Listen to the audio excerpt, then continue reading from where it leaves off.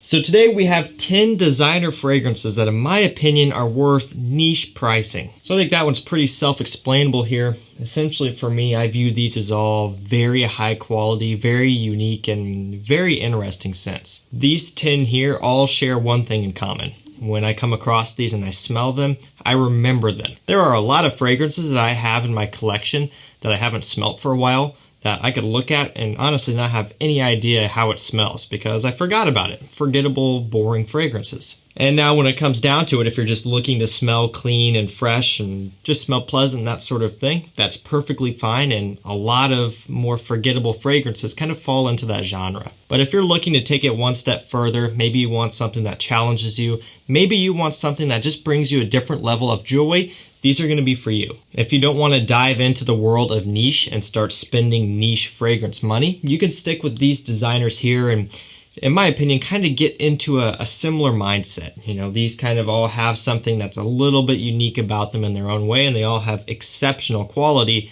Let's get it. First up, from Jean Paul Gaultier, this one is Le Male Essence de Parfum. Leather, cardamom, vanilla, and lavender are some of the main notes. This here is absolutely stunning. The cardamom used in here is spectacular. It's spicy, it's oriental, it's inviting. There's a bit of a sweetness to this one, but it also has still kind of a masculine, somewhat trendy smell to it. So while it is a designer fragrance, in my opinion, it has fantastic quality. It has something that's quite unique about it to almost kind of bump it up into a niche territory to some extent. But because it is from a brand like Jean Paul Gaultier, it still has great mass appeal. It's still something that's super easy to pull off. And depending on how far down the rabbit hole you go into the niche spectrum, that may get a little bit tricky. There's going to be some fragrances that you would not want to wear outside of your house unless you are just really brave and you don't care what anyone thinks. A lot of guys in the community care what other people think. That's kind of the main reason why they're into this hobby in the first place. And if that's you, this fragrance here, along with these others, are going to be for you. We can talk about Ultra Male and Le Male Le Parfum all day long, and yes, those are a couple of my favorite fragrances as well, but this one here should not be slept on. Seriously, grab a bottle of this, get your nose on it, you're going to love it. Next up, we have a fragrance from Prada. This one is Amber Pour Homme Intense. Patchouli, myrrh, amber, and vanilla are just a few of the notes in this one. If you like patchouli, this is a must-have. It's a fantastic take on patchouli. Not quite to the level where it's super old school smelling, but it definitely has a little bit of that character. So this is not going to be Prada L'Homme, which is a younger, office, fresh, soapy, clean scent. This goes in a different direction here. To some people out there, they may smell this and say that it smells a bit old, and I could see where you're coming from, and that's the heavy use of this certain type of patchouli in here. But for me, I absolutely love this one. One of my favorites from Prada, and that includes the Prada L'Homme line as well. I think this is very special, and I think it's worth niche pricing. Everything from the quality to the performance to the blend to the uniqueness about this one. This is a fantastic top-notch scent. If you want something that's masculine, refined, has a gentleman smell about it, is unique, this is going to be for you. So this next one here is Issey Miyake Noir Argent. Myrrh, leather, olibanum, and patchouli are some of the main notes. So this one's very resinous, a little bit smoky, and very sweet. Almost to the point of having like a fruitiness, which sounds weird, but just smelling this off the atomizer, it hasn't been sprayed in a while, at least for like a week or so. I can smell this just overpowering like sweetness, this creaminess, this fruitiness. And again, it's very resinous as well. It's hard to describe other than the fact that it's done to a super great level here. You may look at this brand, you may look at this line of fragrances, or at least this bottle, which is everywhere. They have tons and tons and tons of flankers, and you may write this off. You may think, oh, it's another Issey Miyake fragrance flanker that they release all the time. And initially, that's kind of what I thought going into this one. And then I smelled it, and then it all made sense. I'm like, holy crap, we have something great here. So even though this one has patchouli, it's nothing like the Prada we just talked about a second ago. And again, that's the beauty of perfumery, of fragrances, is there's all of these different notes, but then all of these other different versions of notes and all of the different ways that you can use notes together to create a completely different smell. So while the patchouli and the one before this, the Prada, may have an older smell, that's not how it comes across at all here. It's sweet and syrupy, it's resinous, it's warm, smoky, inviting. This stuff here is top notch. It comes in at a designer price point, but to me, could easily be a niche price point scent. Great quality, love this stuff. Next up, we have Terre d'Hermes Eau Intense Vetiver. So of course, it has vetiver. It has grapefruit, bergamot, and Sichuan pepper as a few of the main notes. So what you'll find is that it shares a similarity to the original with that spiciness and the heavy amount of woods here, being the vetiver in this instance. So there are a ton of vetiver fragrances out there, not just on the designer side, but on the niche side as well. Quite a few of them. And you know, vetiver is a note that can also be used in so many different ways, from being ultra soapy clean, like for example, Tom Ford Grey Vetiver, Rouge of Parfum's Vetiver, to something much more dirty and earthy like Lalique Encre Noir Élan Extreme. That's a super cheap fragrance, but it has a very strong earthy vetiver. So many different ways it can be used. Not everyone wants to pay, you know, $200, $300, $400 for a vetiver fragrance, especially when there are a ton of designer vetiver fragrances that are really good. And that's where this one comes in. This is a great take on vetiver. And I kind of knew going into this one that it was going to be really good, because look at the original Terre d'Hermes. Look at the Parfum. They're able to take woody notes and just do incredible things with them. Very spicy, very masculine, very earthy, just incredible stuff all around in this lineup. And this one here is no exception. So the vetiver in this one is going to be kind of, to me, almost a hybrid. So it's not super, super light and soapy and just very inoffensive, but it's also not super earthy and strong. Kind of strikes a balance. You get the best of both worlds here. So if that's what you're after, something in the middle, shoot for this one. Next up, we have Fahrenheit Le Parfum. Talked about this one many times. I absolutely love it. And I really hope they don't discontinue this one, because they discontinued Fahrenheit Absolute. Now, unfortunately for me, I don't have it. I was not in the community really at the time, or I just didn't know about it before it was discontinued. And so I've never smelled it. I don't own a bottle. But from what I've heard, that one was absolutely top notch. And they killed it off. I mean, these big brands are relentless. They don't care what us, the fragrance enthusiasts, think. They care about how much something is selling. And Absolute probably wasn't selling nearly as much as the original Fahrenheit. And so it makes sense that they discontinued it from that standpoint. But I wish I would have gotten a bottle. But regardless of that, I really don't think Fahrenheit Parfum is going to be selling like the original either. And they've discontinued many other flankers as well. So I hope they keep this one around, at least for a little while longer. Violet leaf, rum, vanilla, and suede are some of the main notes. It's that original Fahrenheit DNA, that violet leaf, kind of ozonic, petrol, gasoline, ultra masculinity type of smell, but with a boozy accord and a nice sweet vanilla. It sounds like a crazy concoction, like you have polar opposite note spectrums here, but it comes together in unison and is top notch. So yeah, I would say if this has been on your radar for any given point of time and you haven't pulled the trigger on it and you kind of have a feeling you're really gonna like it, just grab one, because you never know what these big brands are up to. Dior has been focusing a lot of their time on the Homme line, rearranging things, releasing things, taking things away, re-releasing things. So I think that's where their focus is right now. They're probably not thinking too much about the Fahrenheit lineup, but I would hate to see this one go, and I would hate to see you guys miss out on it potentially. So if you've been after this one, grab a bottle. I'll link it up down below. And it goes without saying, easily a niche price scent. Can be kind of hard to find discounted, and for me, retail price is plenty acceptable for it. Next up, a fragrance from Dolce & Gabbana. This one is Pour Homme, the Eau de Toilette. Is there even a Dolce & Gabbana Pour Homme Eau de Parfum? I honestly have no idea, but yeah, it's Dolce & Gabbana Pour Homme. Lavender, lemon, pepper, and tobacco are some of the main notes. So I understand this is an older bottle or something, older formulation, whatever. So I haven't really had too much experience with all the different formulations and stuff, but I know there's kind of a following behind that as well, like with some other fragrances out there. So I'm not here to talk about that because I don't know about it. I'm just here to say that this fragrance DNA probably even if you get a new bottle, is top notch. Actually, this older bottle kind of sucks because my sticker is coming off, and I believe the new style bottles don't have a sticker at all. So yeah, that's that for you. This one is ultra classy. It's a gentleman's fragrance. There's a reason why this one has a little bit of a cult following. There's a reason why people are fanatics about the formulations and batches and stuff behind this one, like Aventus, like La Nuit de l'Homme, like a lot of amazing fragrances out there that stand alone for one reason or another. The fact that they are just really good and kind of appeal to the collector's side of things.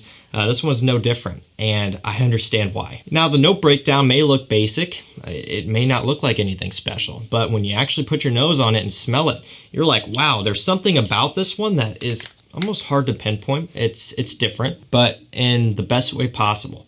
It's so refined. It's such a well put together, well thought out scent. So smooth all the way around. Definitely a classic. And to me, I think this could be bottled and put into a niche price. I think it really could. There are a lot of niche fragrances that have kind of a more classic take on this type of genre, and they're selling like crazy. I think this one has what it takes to command a niche price as well. Next up, we have L'Envol de Cartier Eau de Parfum. So quite the bottle. There's Cartier right there and L'Envol back here. If you're unaware of the style bottle, this outer part is a glass sleeve, and then the inner glass portion is where your actual fragrance is. So quite cool. The cap is really not a cap, but you know, you just twist that down to expose the atomizer. What's funny about this is this type of thing would be good for, you know, traveling or something. So, you know, some fragrances don't even have that. They'll just not even have a cap. They'll just be like this, you know, like the Prada Luna Rossa bottles and so on. Well, why would you travel with this type of bottle? The most delicate, fragile bottle in my collection. So it's kind of funny. They're like, oh yeah, we'll make this super easy so you don't accidentally depress this when you put it in your suitcase or your backpack, but yet, look at the bottom of it. I digress. It's a great smelling fragrance. Very strong as well. Honey, iris, gaiac wood, musk, and patchouli are just a few of the notes in here. There's quite a bit more, I believe, quite the extensive note breakdown. But this is another one of those fragrances where it's not your typical traditional designer fragrance. It's quite a bit different. You know, it has a bit more of a classic smell, a bit more of a perhaps older school style about it. But yet, it's from Cartier. The quality is top notch. The scent uniqueness, the blend and everything about that, it couldn't be better. For what it is, it's really quite interesting. And again, for people who are after something that is different, not your traditional thing, you're going to want to look into this one. And also back to the bottle and that sort of thing, you can actually buy these on online and get like a different type of bottle. So from what I understand, it's the same exact scent, but just bottled differently. When I was buying this one, I chose this bottle just because it is unique. You know, it is different. It is cool, I will admit. But if you're worried about this on your collection, stacking it up, if you move often and have to box this one up all the time, then you can get the other bottle. I know when we were moving this past summer, I was a little bit nervous about this one. But to be honest with you, I didn't take any extra precautions. I just put it in the box with everything else, and it survived. So it's probably more sturdy than you think, but I don't know, still a little sketchy. Next up, we have Velvet Incenso by Dolce & Gabbana. So another D&G fragrance, and some of you may think that this is, you know, one that shouldn't be in the video because it's from their more expensive line. So some people say that that would classify it as a niche fragrance, like for example the Tom Ford Private Blend. Now I will say this is not anywhere near the price of the Private Blend, so I do see people's argument there a little bit with that one, but I don't really think that applies here. I mean, think about it. If Creed or Parfums de Marly or Kilian released a fragrance that was $50 or $60, or say they released it as an $80 scent and then you could get it discounted for $50, would that make that fragrance a designer scent even though it's from a niche brand? I don't think so. I think the same thing applies. Just because a designer brand comes out with a more expensive line doesn't necessarily make it a niche fragrance all of a sudden. But I digress. This one has incense, benzoin, black pepper, myrrh as well, I believe. This one has kind of a, I don't know, like an oriental smokiness about it, very woody. I would almost imagine oud to be in here just based off of how it comes across. And who knows, maybe there is oud and I just missed it on the note breakdown, or maybe they didn't put it or whatever. But it almost has that type of feeling a little bit, just the way it comes across, the texture of the scent, that sort of thing. The smokiness, the woods in here could kind of lend to that, but who knows. But it's also resinous, kind of balsamic, creamy, sweet. There's a good amount of depth to this one, and I love how it smells. I mean, just smelling it up in the air, that makes me happy, man. This one's really, really well done. For smoky, woody fragrance lovers, you got to check this one out. To me, this could be bottled into a niche scent and would sell like crazy. So this next one, we have L'Homme Ideal Cool by Guerlain. So I understand that, going back to this topic, this may be a niche brand, and yeah, it probably is a niche brand, okay, Guerlain. It's kind of what they started out as, after all, fragrances and stuff. Obviously, this is not as expensive as the more expensive Guerlain fragrances, but again, I try not to use price as a deciding factor of designer or niche, and so that's not where I'm going here with this one.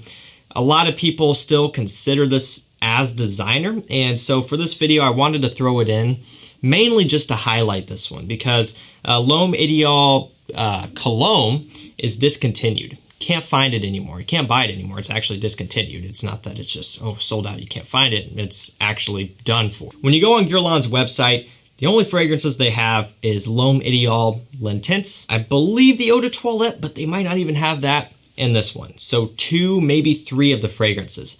Extreme is not on there. The Eau de Parfum is not on there. And that's the Guerlain website here in the US. So it makes you wonder what's going on there. But the point is, this one is on there. You can buy this, and I think you definitely should. This one has mint, almond, and watery notes. And here's the thing. This is another one where the note breakdown may look boring. It may just look like nothing special. But when you smell it, you're like, whoa, there's something in the base, something in the dry down that gives it this character that you wouldn't normally find in a fresher green scent. I love the packaging. I love the presentation, everything about it, that slight green tint to the fragrance, which is the fragrance, by the way. The bottle does not have a tint to it, but it's just done in such a mild way. Probably doesn't even show up on the camera very well due to lighting, but in normal lighting you can see it.